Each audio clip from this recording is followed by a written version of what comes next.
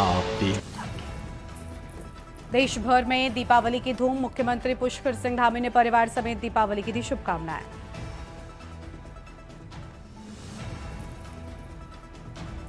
उत्तराखंड में अब और 2 दिन होगा दीपोत्सव। धामी सरकार ने 1 नवंबर को भी सार्वजनिक अवकाश किया घोषित। दीपावली पर सजे उत्तराखंड के चारों धाम। 10 क्विंटल फूलों से सजाया गया केदारनाथ मंदिर।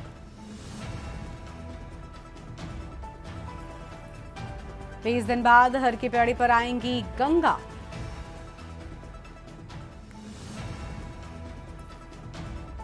दीपावली पर यूपीपीसीएल ने बनाया विशेष कंट्रोल रूम। बिजली आपूर्ति ने खुद निगरानी करेंगे अफसर। शिकायतों का होगा तत्काल निराकरण। भैरवनाथ के कपाट शीतकाल के लिए बंद। केदारनाथ के द्वारपाल रक्षक हैं श्री बकुंठ भैरवनाथ। आप देख रहे हैं के न्यूज, खबरों का सारथी। नमस्कार, आप देख रहे हैं के न्यूज इंडिया। मैं हूं आपके साथ गरिमा वाजपेयी। सबसे पहले आप सभी को दीपावली की हार्दिक शुभकामनाएं। अब आगे बढ़ते हैं खबरों की ओर। पौड़ी से अहम खबर आपको हम बताते हैं, जहां लैंसडाउन छावनी में दीपावली मिलन कार्यक्रम। सीएम धामी ने दी दीपावली की शुभकामनाएं। प्रदेशवासियों को दीपावली की शुभकामनाएं दी। अहम खबर आपको हम बता रहे हैं। कार्यक्रम में प्रतिभाग करने पहुंचे सीएम पुष्कर सिंह धामी।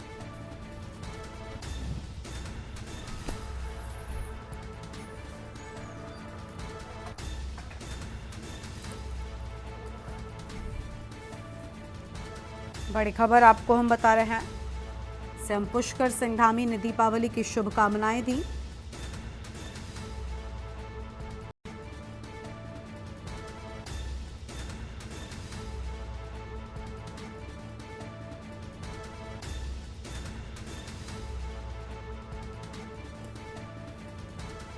पौड़ी से बड़ी जानकारी आपको हम बता रहे हैं।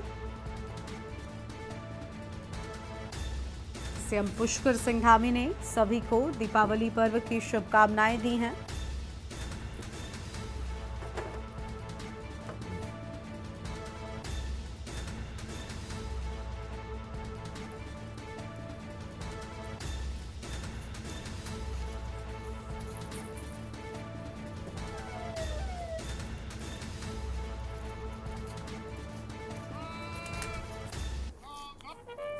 और अब आगे बढ़ते हैं खबरों की ओर। देहरादून से अगली बड़ी जानकारी आपको हम बताते हैं, जहां पर 14 पीसीएस अफसरों को दीपावली का गिफ्ट मिला है। 2017 बैच के पीसीएस अफसरों का हुआ प्रमोशन। और पीसीएस अफसर अभय प्रताप सिंह, आकाश जोशी का प्रमोशन। शिप्रा जोशी, अपर्णा रौंडियाल, अपूर्व सिंह की पदोन्नति। अजवीर सिंह और योगेश सिंह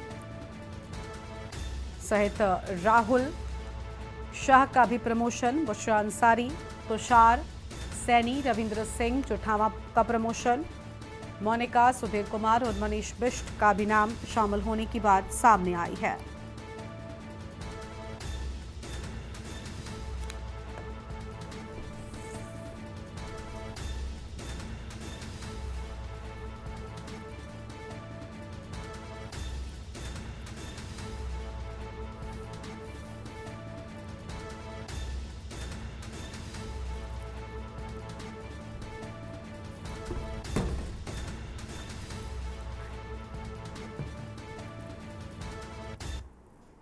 और अगली खबर लक्सर से आपको हम बताते हैं, जहां पर वन विभाग ने वन में गश्त बढ़ाया। लक्सर व कानपुर क्षेत्र में बढ़ाया गश्त। बड़ी खबर आपको हम बता रहे हैं।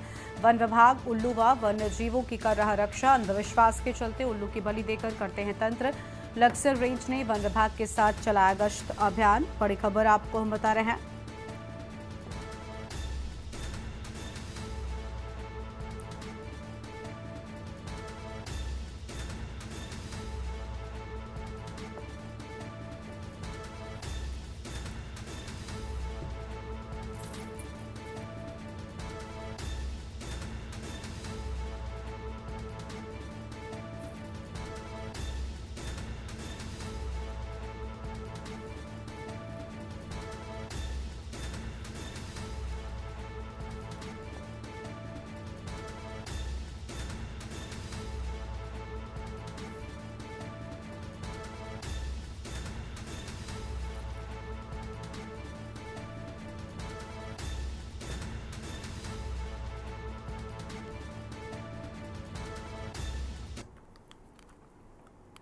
और आगे बढ़ते हैं खबरों की ओर। अगली बड़ी खबर आपको हम देहरादून से बताते हैं, जहां मुख्यमंत्री पुष्कर सिंह धामी ने दीपावली के मौके पर सपरिवार देहरादून के चक्राता रोड स्थित कुमार शॉप का भ्रमण कर स्थानीय विश्वकर्मा बंधुओं द्वारा किए गए मिट्टी के दीपक और मूर्तियों की खरीदारी की और साथ इसका डिजिटल पेमेंट के माध्यम से भुगतान भी किया है।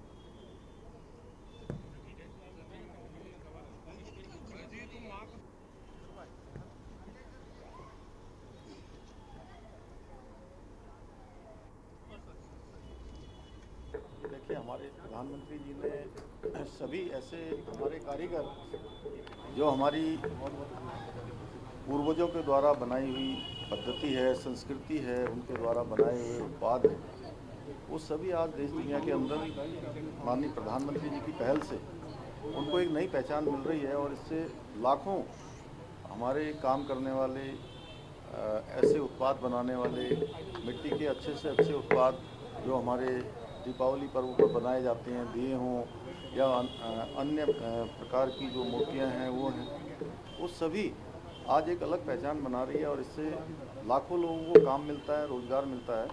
हमारे प्रधानमंत्री जी ने जो स्थानीय उत्पादों को बढ़ावा देने का उन्होंने एक संकल्प लिया है, तो हम सभी को उस दिशा में प्रेरित करता है, हम सबको प्रेरणा देता है कि बहुत मेहनत से, मजदूरी से, बड़े परिश्रम से और बहुत कौशल से हमारे स्थानीय लोग इन सभी प्रोडक्टों को बनाते हैं।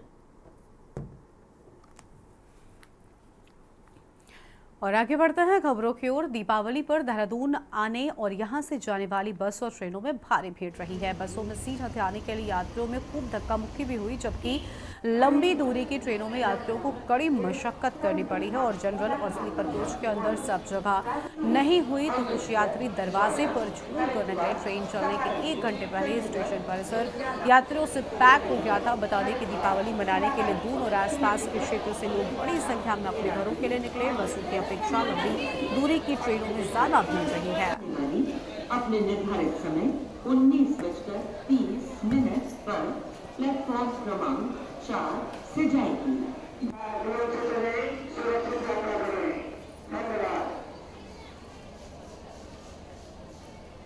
को लेके तो परेशानी है, क्योंकि यहाँ से ट्रेनें बहुत कम है। बनारस के लिए गिने चुने 1-2 ट्रेनें हैं और टिकट को लेके हमेशा ही समस्या रहती है। आगे भी अगर हमारे पास हमारे यहाँ से ऑप्शन मिले, क्योंकि बनारस से हमें यहाँ आने के लिए भी बहुत दिक्कत होती है और जाने के लिए, चाहे दिवाली हो या ना हो, कोई भी सीज़न हो, तो देहरादून के लिए बेटर ट्रेनें अगर अवेलेबल हो तो अच्छी बात रहेगी। हालांकि दिक्कत तो हुई।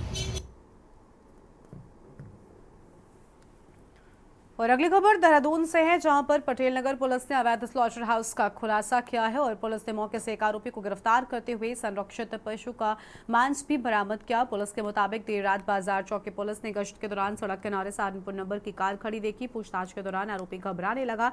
बाद में उसने अपनी पहचान वाजिद निवासी कारगिग्रान पटेल नगर के रूप में बताई है।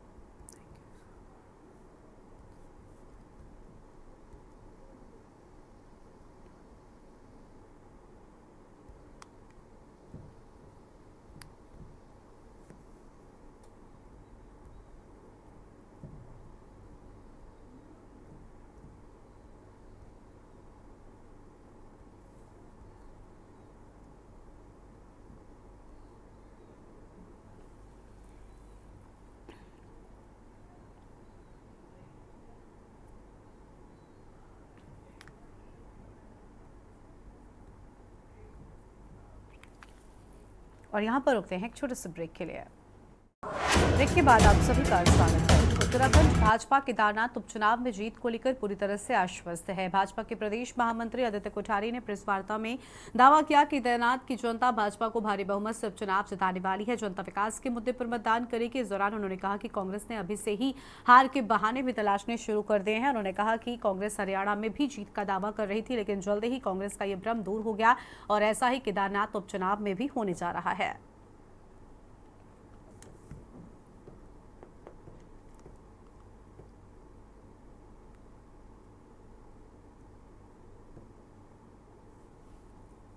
एक बहाना तलाश कर लिया। कांग्रेस जिस तरह से हरियाणा में प्रफुल्लित थी कि कांग्रेस की सरकार बनने जा रही है, शुरुआती रुझानों में उन्होंने देखा कि उनकी पार्टी आगे बढ़ती जा रही है और अचानक जब जो है उनकी पार्टी धीरे धीरे उसकी हवा निकलने लग गई और परिणाम पूरी तरह से भारतीय जनता पार्टी के पक्ष में आया, तो फिर वो चुनाव आयोग पर जो है आरोप लगाने लग गए, ईवीएम पर आरोप लगाने लग गए। ये तो उनकी प्रवृत्ति है, ये तो हमेशा हर चुनाव में करते आए। केदारनाथ विधानसभा में भी उनकी स्थिति ऐसी होने वाली है जैसे हरियाणा चुनाव में हुई है। वो बिल्कुल दम भर रहे हैं कि हम बद्रीनाथ की तरह, मंगलौर की तरह केदारनाथ भी जीतेंगे, लेकिन मुझे लगता है कि वहाँ की जनता मन बना चुकी है कि हम विकास के साथ रहेंगे, सरकार के विकास कार्यों पर हम जो है मुहर लगाएंगे। खबर है टिहरी से, जहां पर नई टिहरी की कीर्तिनगर कोतवाली पुलिस ने पॉस्को एक्ट व धर्म परिवर्तन के लिए प्रेरित करने के आरोप में 2 लोगों को यूपी के सहारनपुर जिले से गिरफ्तार किया है। कीर्तिनगर निवासी मधु देवी पत्नी लक्ष्मण सिंह ने पुलिस को तहरीर देकर नाबालिग पुत्री से छेड़छाड़, धर्म परिवर्तन के लिए प्रेरित करने और भगा ले जाने का आरोप लगाया था। एसएसपी टिहरी आयुष अग्रवाल के निर्देश पर पुलिस ने कॉल डिटेल्स व सीसीटीवी फुटेज खंगालकर आरोपियों की तलाश शुरू कर दी है।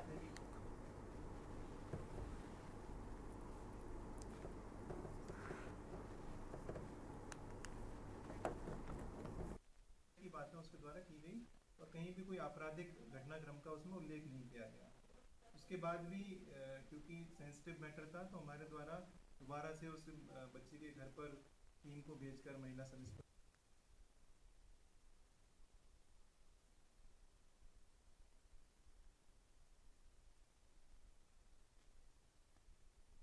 एक इंस्टाग्राम आईडी एक फर्जी नाम से बनाई गई है और दूसरे धर्म की युवती के नाम से एक फर्जी इंस्टाग्राम आईडी बनाई गई है और ये कुछ इस तरह की संदिग्ध बातें भी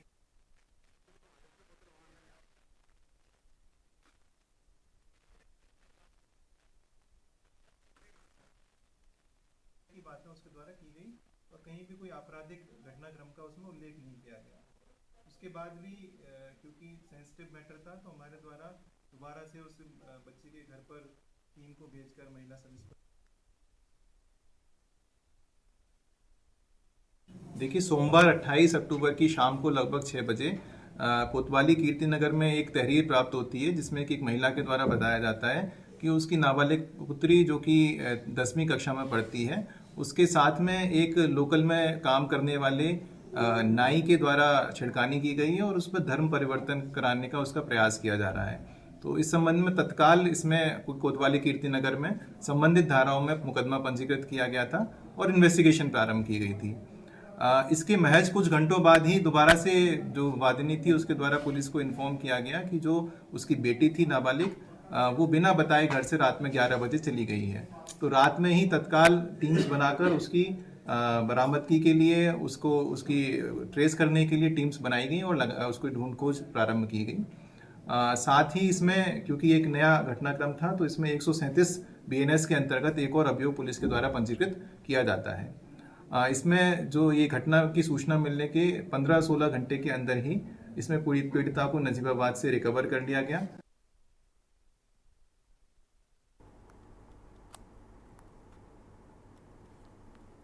देवभूमि उत्तराखंड में दीपावली की तैयारियों के बीच केदारनाथ उपचुनाव के लिए भाजपा और कांग्रेस ने अपनी पूरी ताकत झोंकी हुई है और एक तरफ त्योहार का समय तो वहीं दूसरी उपचुनाव की तैयारी। ऐसे में दोनों ही पार्टियों के नेताओं के लिए ये चुनौती भरा समय है। वहीं दोनों ही पार्टियों ने पुराने चेहरों पर ही दांव लगाया है और इन चेहरों के लिए वोट बटोरने का काम त्योहारों में बेहतर तरीके से किया जा रहा है। ये रिपोर्ट आपको दिखाते हैं।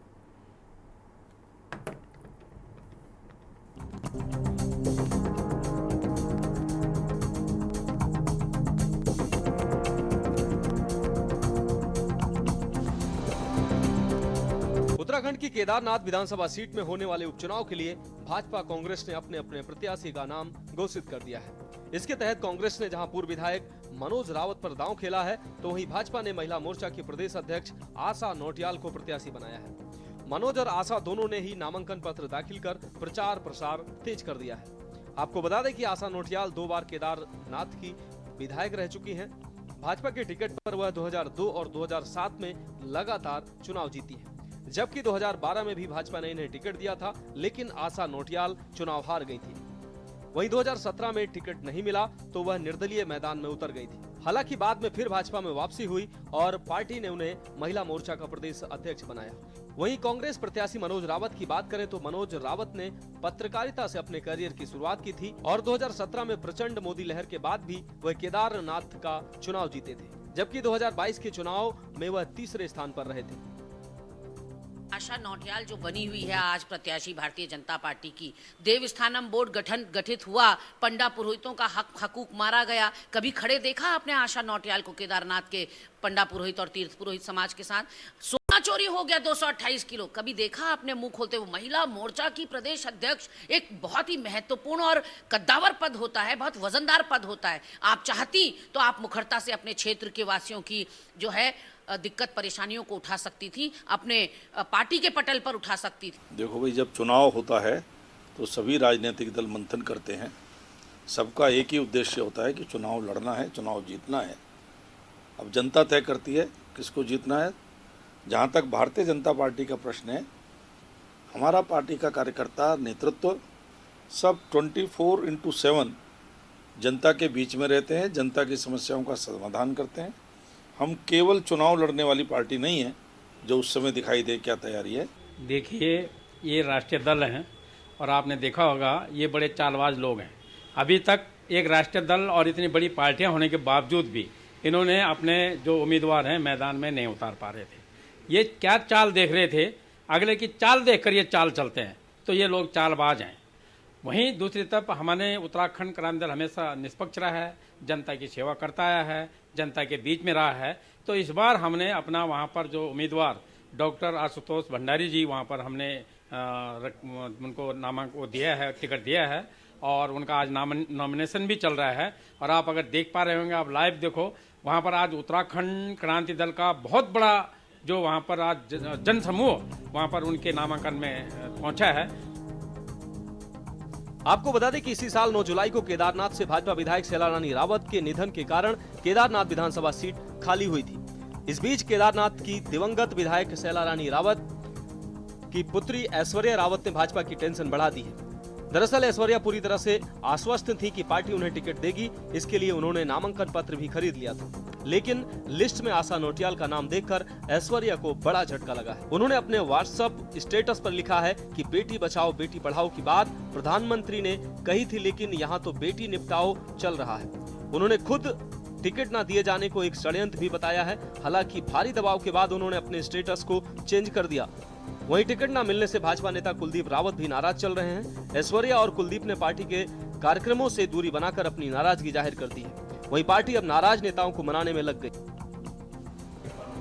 नहीं, ऐश्वर्या जी से बातचीत हो रही है और हमारे स्थानीय स्तर के जो कार्यकर्ता उनके साथ में जिनका जुड़ाव है वो भी बातचीत कर रहे हैं। हमारा प्रदेश नेतृत्व भी लगातार उनके संपर्क में है और मुझे पूरा भरोसा है कि यथाशीघ्र ऐश्वर्या जी आशा नौटियाल जी के चुनाव प्रचार में केदारनाथ विधानसभा में। देखिए, स्वर्गीय शैला रानी रावत जी की जो बेटी है ऐश्वर्या, उनको शायद आज जब उनको निपटाने का काम भारतीय जनता पार्टी ने किया, उनको आज समझ में आया कि भारतीय जनता पार्टी का जो बेटी बचाओ बेटी पढ़ाओ नारा था, ये एक झूठ का मुखौटा है।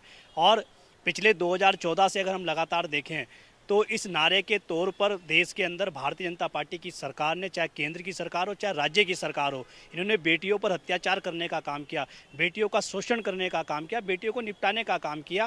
पर हाँ, ये बात सत्य है कि ऐश्वर्या रावत जो शैला रानी रावत की बेटी है, उनको तब समझ में आया जब भारतीय जनता पार्टी ने उनको निपटाने का काम किया। कुल मिलाकर भाजपा जहां अपनी चुनावी तैयारियों के लिहाज से काफी आगे है, तो वहीं दूसरी ओर नाराज नेताओं ने भाजपा की टेंशन को बढ़ा दिया है। सवाल यह है कि क्या भाजपा की तैयारी पर नाराजगी भारी पड़ेगी? क्या ऐश्वर्या और कुलदीप की नाराजगी कांग्रेस के लिए संजीवनी का काम करेगी? क्या कांग्रेस बद्रीनाथ और बंगलौर की तरह केदारनाथ उपचुनाव को जीतने में कामयाब होगी या नहीं? Uttarakhand desk report.